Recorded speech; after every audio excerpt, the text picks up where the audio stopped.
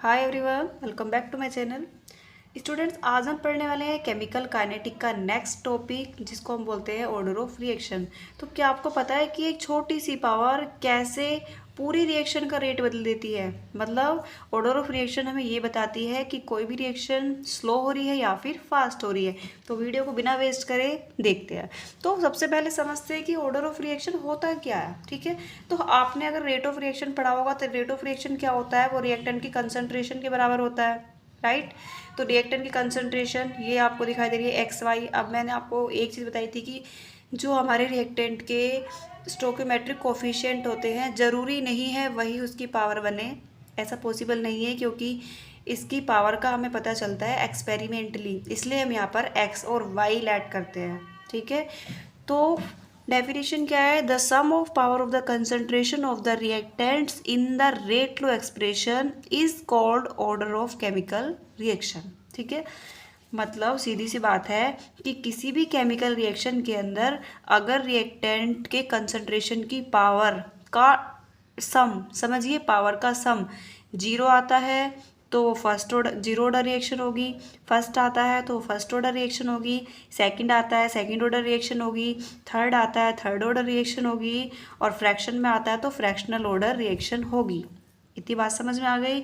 ठीक है, एक पॉइंट है, ये पॉइंट इंपॉर्टेंट है कि any change in the concentration of the reactant affects the rate of the reaction. अगर किसी भी रिएक्टेंट की कंसंट्रेशन में चेंज होता है तो उससे उसके रेट ऑफ द रिएक्शन पर भी इफेक्ट पड़ता है। मैंने बताया था कि कंसंट्रेशन बढ़ती है तो रेट ऑफ रिएक्शन बढ़ता है, कंसंट्रेशन घटती है तो रेट ऑफ रिएक्शन भी घटता है। आई होप आपको समझ में आ गया होगा। अब देखिए, एक ये इंपॉर्टेंट लाइन है, इसको ध्यान से सुनिएगा। If the rate become double, अगर किसी भी केमिकल रिएक्शन में उसका रेट जो हो रहा है वो डबल हो रहा है तो कंसंट्रेशन जो होगी वो भी डबल होगी उसकी। ध्यान से सुनिएगा, अगर रेट डबल है तो कंसंट्रेशन डबल होगी। और अगर रेट डबल्ड है, मतलब डबल से भी डबल है, तो ऐसे केस में वो 4 गुना हो जाएगा। समझ में आ रही है बात? इसका मतलब सीधे से ये है कि rate of reaction is second order reaction with respect to A. जैसे मान लो हमने कोई रिएक्शन ली है ये, तो देखो ये रिएक्शन जो हो रही है डबल हो रही है ना, तो इसका रेट भी डबल हो रहा है। ठीक है, अब ये डबल्ड हो रही है रिएक्शन तो ये 4 टाइम्स हो रहा है। आई होप आपको समझ में आ गया होगा। अब बात करते हैं एग्जाम्पल्स की। Examples of zero order, first order, second order reaction. अगर हम जीरो ऑर्डर रिएक्शन की बात करें तो क्या होगा? जो रिएक्टेंट की कंसंट्रेशन अगर जीरो होती है तो वो जीरो ऑर्डर रिएक्शन होता है। और ये किस पर डिपेंड करता है? ये कंसंट्रेशन पर डिपेंड नहीं करता। तो देखो यहाँ HC+Cl2 HCl आ रहा है, तो कंसंट्रेशन यहाँ पर दोनों की क्या आ रही है? जीरो आ रही है, तो यहाँ पर रेट क्या हो जाएगा? K हो जाएगा। अगर बात करें फर्स्ट ऑर्डर रिएक्शन की, तो देखिए यहाँ पर फर्स्ट ऑर्डर रिएक्शन क्या है? इससे जो हमारा रेट ऑफ रिएक्शन होता है वो उसकी कंसंट्रेशन की पावर पर डिपेंड करता है। देखो पीछे जीरो ऑर्डर में डिपेंड नहीं कर रहा था उसकी कंसंट्रेशन की पावर पर, यहाँ पर डिपेंड करता है कंसंट्रेशन की पावर पर।